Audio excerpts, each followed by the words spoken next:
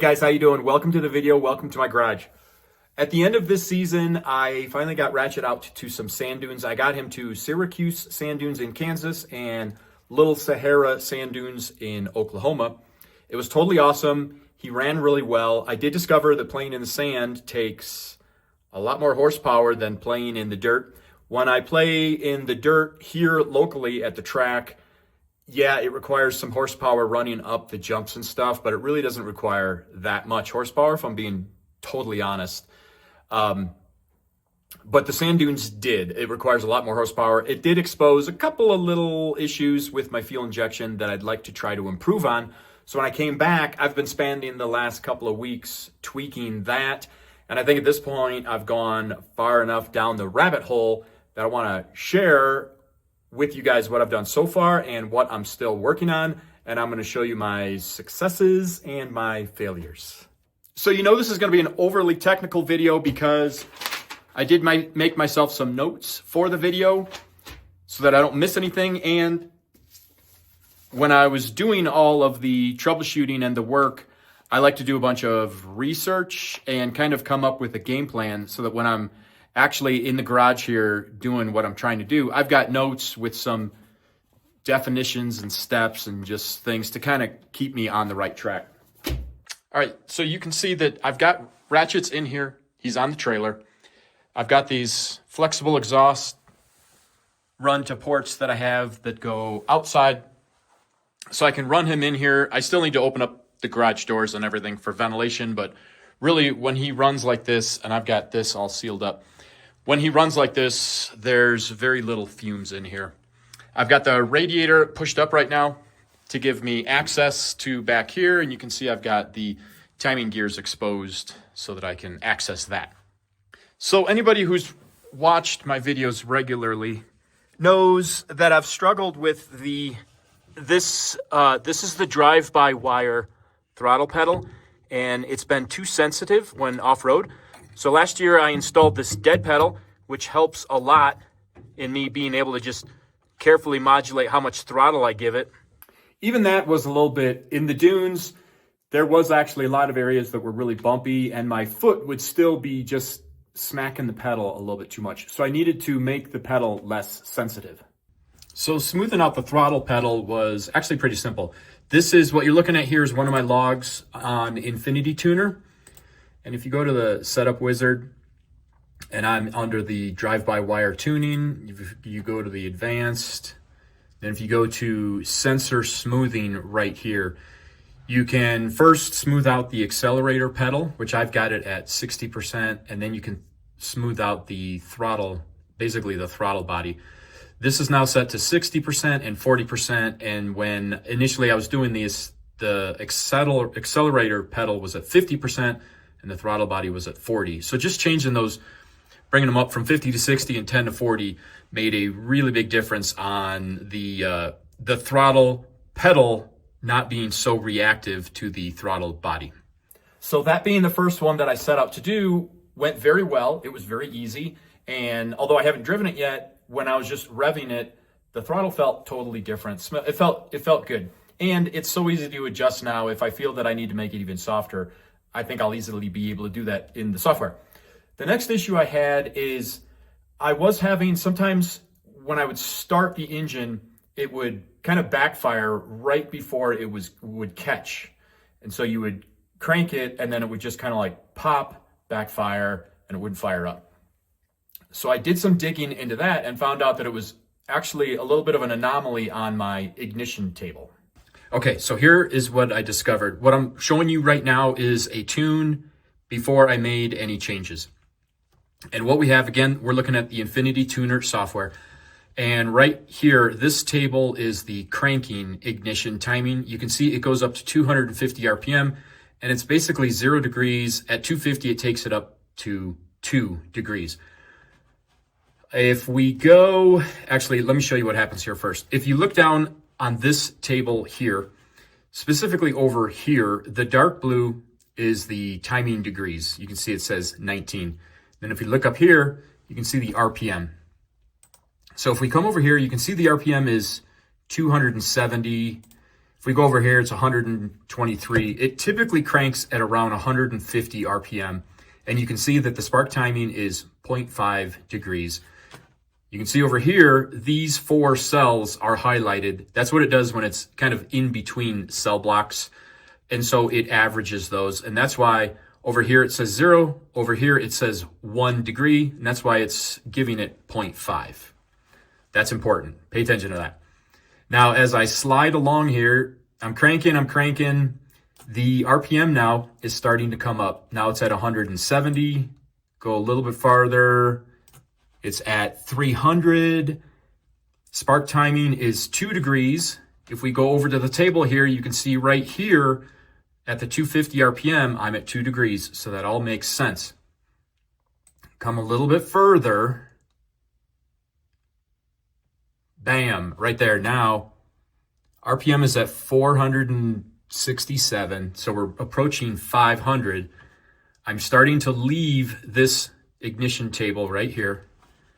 And you can see the timing just jumped to 19 degrees, which for cranking it's too much. To be at 500 RPM and 19 is too much. And that's why sometimes that would actually fire and it would stop the piston and the engine would backfire. Then you can see as the RPM goes higher, the spark timing comes back down. So I would get this quick jump, and you can see once the engine's running, now we're at almost 1,000 RPM, it's at 10 degrees. And so if we go to the ignition map, you can see that right here, right now, the purple cell block is where we're at. You can see these are all 10 degrees. But when it's cranking, this is manifold pressure, this is RPM down here. When it's cranking, the manifold pressure is closer to atmospheric, so it's up here. And what's happening is during cranking, it was getting close, when it was just under 500 RPM, it was getting close to this block, which is 20 degrees. And that's why it would spike up to 18, 19 degrees. But then once the engine would actually fire up, it would create a lower manifold pressure and bring it back down into this area here. So what I'm going to do now is I'm going to jump out of this ignition tune and I'm going to show you the one that I changed.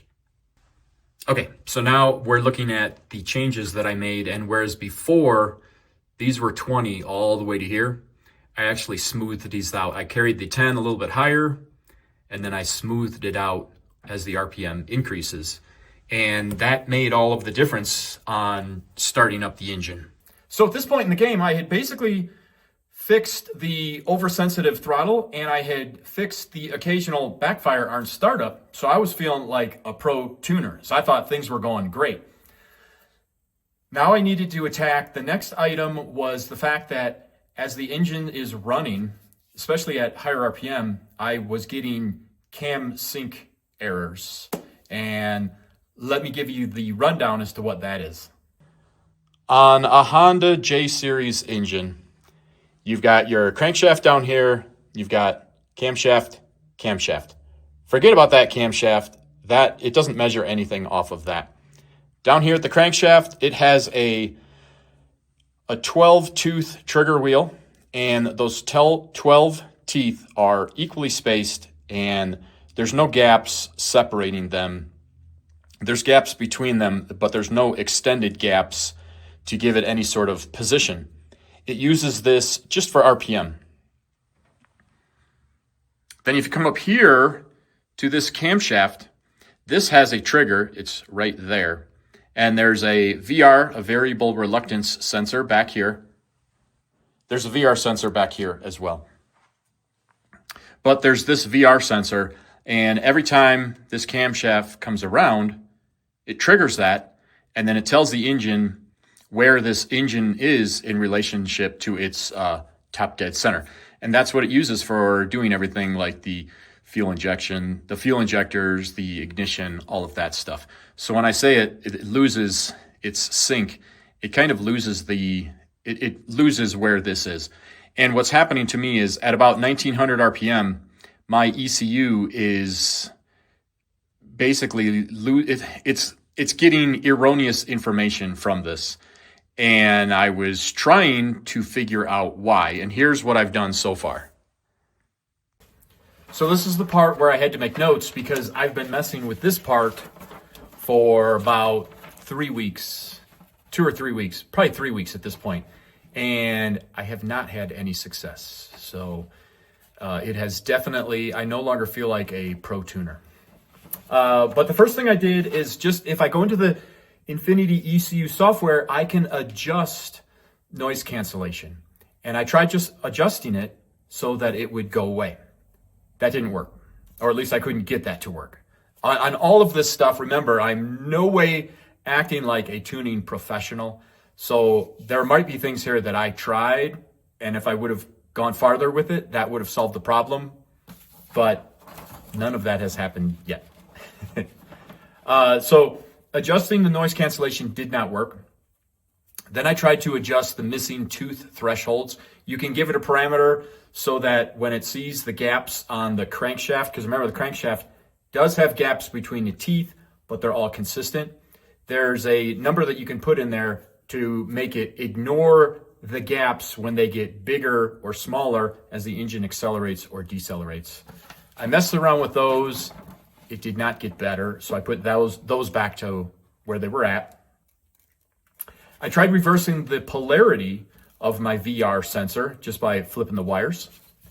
That did not do anything, and it was a huge pain in the butt because when I did that, then I had to go resync the timing on the engine.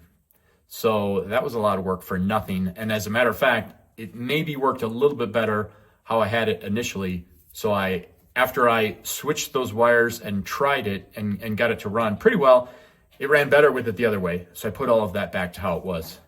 Then I made a new trigger thinking that that one would be a little bit more pronounced. So I want to actually show you what I did there. So in order to really show you what I'm talking about there, I need to take this wheel off, and I need to take this wheel off for the next thing that I want to try anyways. So I'm going to take a minute here and I'm going to take all of this stuff apart.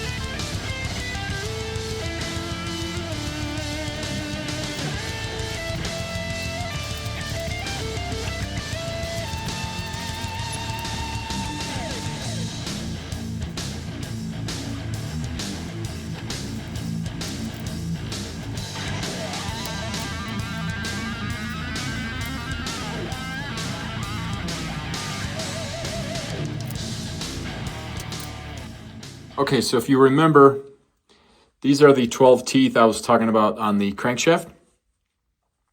There's 12 of these equally spaced going all the way around. And then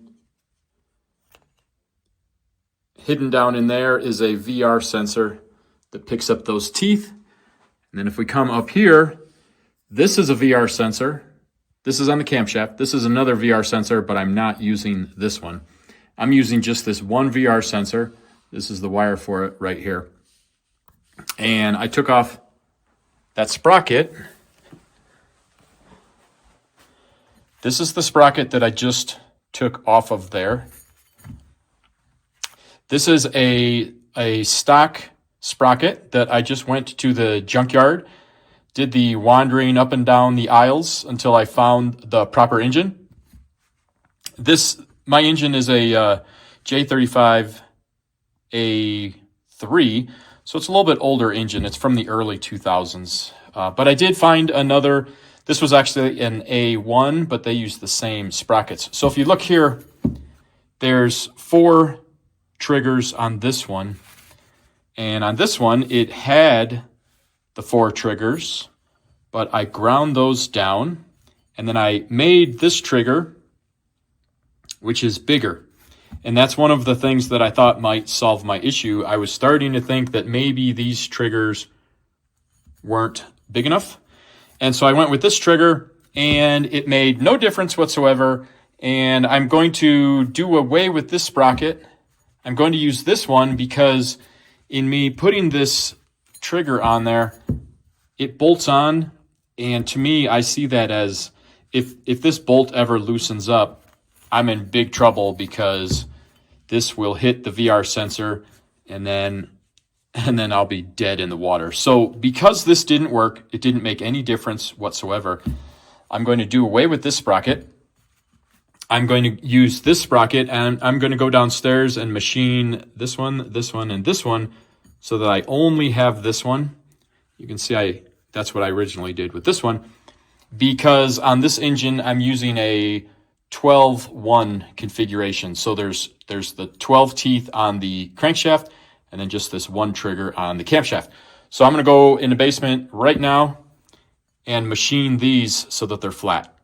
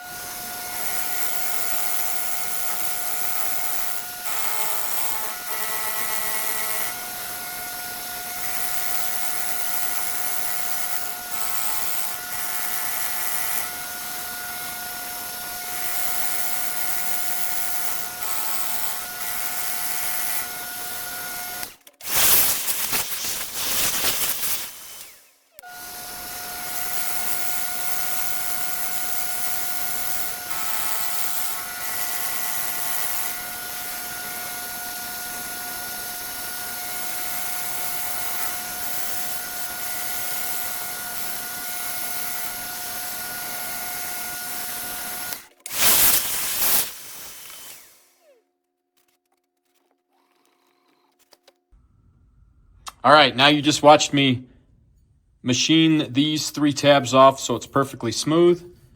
And I've just got that one factory tab right there. So I'm going to take this sprocket and put it back on the engine. I did take this backing plate off, and I put in a new sensor here.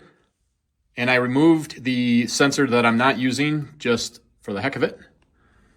And I put the wiring back into my original wiring, because when I switched to the other shielded cable, it didn't make any difference at all. And this shielded cabling is nice and hidden in my wire loom. So now what I'm going to do is I'm going to put everything back together nice and tidy, and then we'll give her a test run.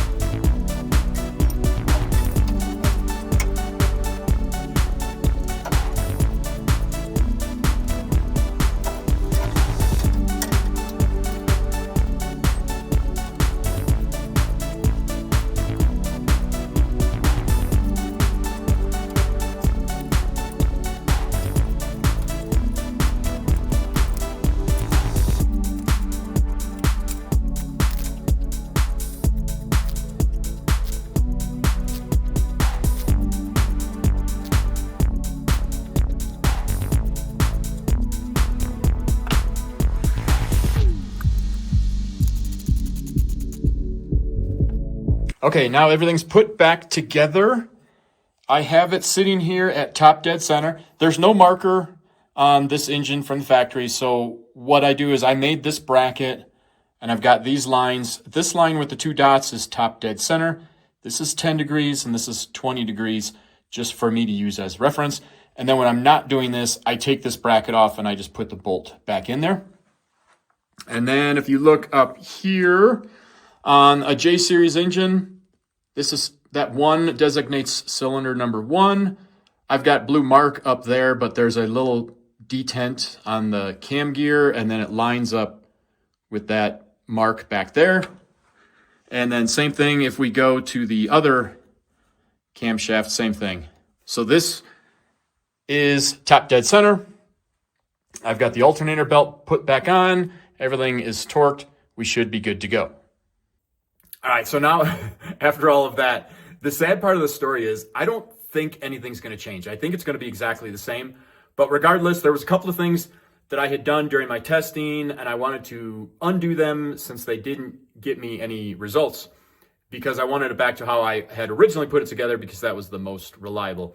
So now I need to fire up Ratchet, warm them up a little bit. I'll have the laptop plugged in, and then I'll show you on the laptop where the issue is and what RPM and stuff like that. All right, now I'm sitting inside Ratchet. Got my laptop here. Let's turn on the ignition. And when we do that, this is Infinity Tuner. It should pull things up here. And I'm going to go to cam and crank. And I'm going to set the Infinity Tuner to start logging. Then I'm going to go to my screen here. All right, it's pretty, the engine right now is 52 degrees. That's pretty cold. So I'm going to fire up the engine and I'll let it warm up probably to around 100 degrees before I start testing anything. So let's see if it at least fires.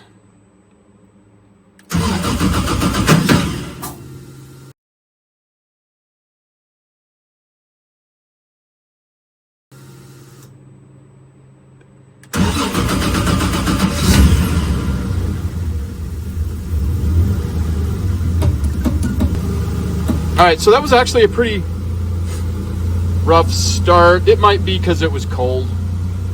But I am going to go back there, and while it's warming up here,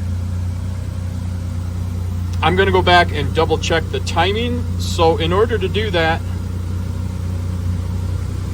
what I do here is I pull up the wizard. I go to ignition, sync. And when I click that, it locks the ignition at 10 degrees. So then, if I come back here to the engine, this should be locked at 10 degrees. And my timing light has built-in advance, and I have it set to 10 degrees also. So then when I hit this, it should come in at, you're probably not going to be able to see that, but it looks pretty good. I can also check the camshaft, and it looks pretty darn good. So I think my timing is good. I was just worried there for a second when it started rough, but that's probably just because it was so cold. All right, now that I'm back in Ratchet, I can release it from the timing lock, and now the timing is free to do whatever the engine wants it to do, which right now is probably 10 degrees. All right, so the engine is at 97 degrees. So what I want to do here is, if you look at this blue line, cam timing degrees, right now it's reading like 28. That's where it's supposed to be. And when I'm slowly going to rev the engine up to just above 2,000 RPM. And what's been happening is you'll see once it gets above like 1975 or something, that just goes crazy. So let's see what it does. There you go. It goes crazy.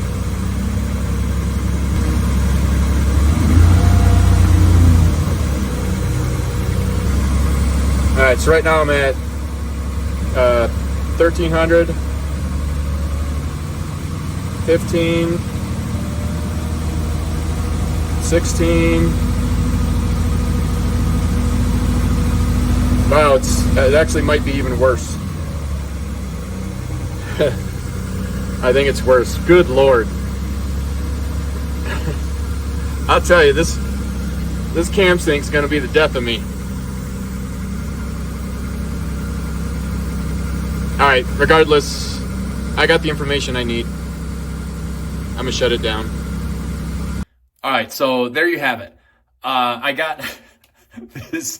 I've been chasing this problem for weeks, and it's not any better. And I think here it was actually kicking in at like, let's say 1700 RPM. So it actually got 200 RPM worse. Maybe that's because the engine wasn't warmed up. I'm not 100% sure, but regardless, the results did not get better. They only got worse, which is it's very frustrating. However, it has had this problem since I've had Ratchet. It doesn't prevent it from running, but I want to figure out what it is so that it doesn't happen anymore. I don't want to take it to a tuner, to a dyno, and have this problem, because I don't want to spend all my money with this tuner with us just trying to figure that out. And I'd kind of like to figure it out myself. I still do have some ideas that I'm going to try. However, if you heard that crunching and grinding on the first start, which did not go well, that wasn't actually the ECU at all. Apparently, it seems as though I might have maybe broken off or ground down a couple of teeth on the flywheel, because after the video, I tried to start it again, and it only cranks a little bit before it gets all grindy again. So I think I've got two problems now. Luckily, it's the end of the season. It's very cold here in Colorado, and I was getting ready to take Ratchet apart anyways for the season. I actually, as crazy as it is, I like to take him apart every winter just to go through and see what things might be breaking and what aren't. So I'm definitely going to do that now, or at least pull the engine out so that I can take a look at the flywheel and the starter. And I'm sure I'll do a video of that as well. So I really don't know how to wrap up this video because it wasn't very successful, but I guess all I can say is not every video is going to have lots of successes. I'm going to post my wins. The drive-by-wire seems to be better. The idle seems to be better. And the hard start, although that was not a good start, but the hard start, the backfire on start seems to be solved. So that's good. I'm definitely struggling with the camshaft sensor, but like I said, it drives. I'm just trying to figure that out. So anyways, that's going to be it for this video, guys. If you made it this long, thanks for riding through with me as I basically do a bunch of stuff without much positive results. But regardless, thanks for watching the video, and hope you're maybe learning something or getting entertained, and hopefully I'll see you on the next video. Take care.